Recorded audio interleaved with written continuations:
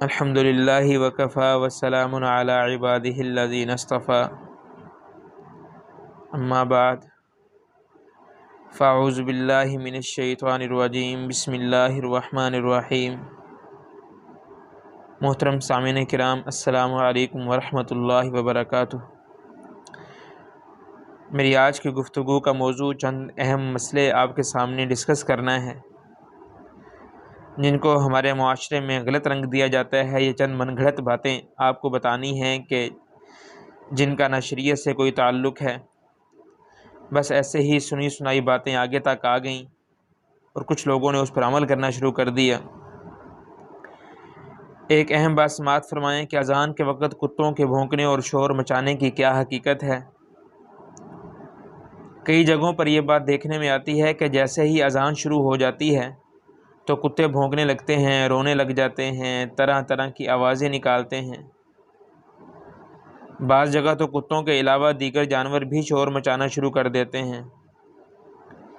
یاد رہے کہ اس میں پریشانی کی کوئی بات نہیں اور نہ ہی یہ کوئی بدشگونی اور بدفعلی کی بات ہے۔ البتہ اس بارے میں یہ کہا جا سکتا ہے کہ چونکہ احادیث کی روح سے اذان کی آواز سن کر شیطان بھاگتا ہے، جو کہ بسا اوقات بعض جانوروں کو نظر آ جاتا ہے، جس کی وجہ سے وہ شور مچانا شروع کر دیتے ہیں۔ اسی طرح محترم سامعین، خواتین کے لیے سونے چاندی کے علاوہ دیگر دھاتوں کے زیورات کا کیا حکم ہے؟ کیا وہ پہن سکتی ہیں؟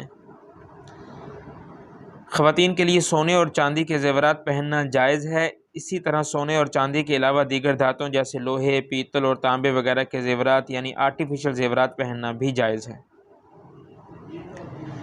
اسی طرح خواتین کے لیے سونے اور چاندی کی انگوٹھی پہننا بھی جائز ہے۔ جہاں تک سونے اور چاندی کے علاوہ دیگر دھاتوں جیسے لوہے، پیتل اور تانبے وغیرہ کی انگوٹھی پہننے کا تعلق ہے تو اگرچہ بعض حضرات نے اس کی گنجائش دی ہے، لیکن احتیاط کا تقاضا یہی ہے کہ ایسی انگوٹھی پہننے سے اجتناب کیا جائے۔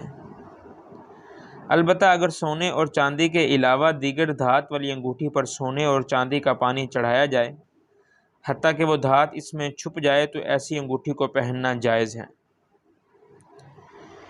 یہ اسی طرح جنازے کے وزن سے میت کے نیک اور بد کا فیصلہ کرنا کہ فلاں میت بڑی بھاری تھی تو اس کے اعمال ایسے ہوں گے، فلاں ہے۔ جیسے آج کل خود ساختہ نظریات میں سے ایک نظریہ یہ بھی عام ہے کہ جب کسی میت کا جنازہ بھاری محسوس کرتے ہیں تو اس کو اچھا نہیں سمجھتے، بلکہ اس کو بدعمالی کا اثر قرار دیتے ہیں۔ اسی طرح جب کسی میت کے جنازے کو ہلکا محسوس کرتے ہیں تو اس کو اچھا سمجھتے ہیں اور اس کے نیک ہونے کا گمان کرتے ہیں۔ محترم سامعین، حقیقت یہ ہے کہ جنازے کے بھاری یا ہلکا ہونے سے میت کی بدی یا نیکی، برائی یا اچھائی اور بدگمانی یا خوش گمانی سے متعلق قرآن و حدیث سے کوئی بھی بات ثابت نہیں۔ گویا کہ میت کے اعمال کا اثر اس کے جسمانی وزن پڑنے سے متعلق کسی بھی بات کا ثبوت نہیں۔ اس لیے محض جنازے کے وزن سے میت کے اچھے یا برے ہونے سے متعلق کوئی فیصلہ ہرگز نہیں کیا جا سکتا، بلکہ یہ معاملات اللہ تعالیٰ کے حوالے کرتے ہوئے اپنی طرف سے خود ساختہ اور من گھڑت پیمانے اور معیارات مقرر کرنے سے اجتناب کرنا چاہیے۔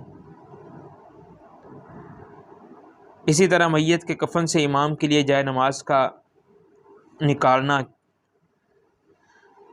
آج کل بعض قوموں اور علاقوں میں یہ رواج ہے کہ میت کے کفن میں سے جائے نماز کا کپڑا الگ کر کے مسجد کے امام صاحب کو دے دیتے ہیں اور اس کو امام صاحب کا حق سمجھتے ہیں، حتیٰ کہ اس کو ضروری بھی سمجھتے ہیں۔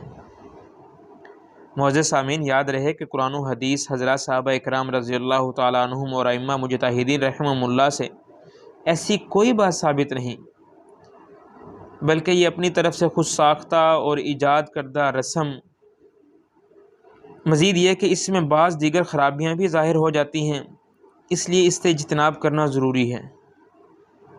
حقیقت یہ ہے کہ مسلمان کو اسی طریقے کی پیروی کرنی چاہیے کہ جو شریعت سے ثابت ہے، اس میں اپنی طرف سے باتیں ایجاد نہیں کرنی چاہیے۔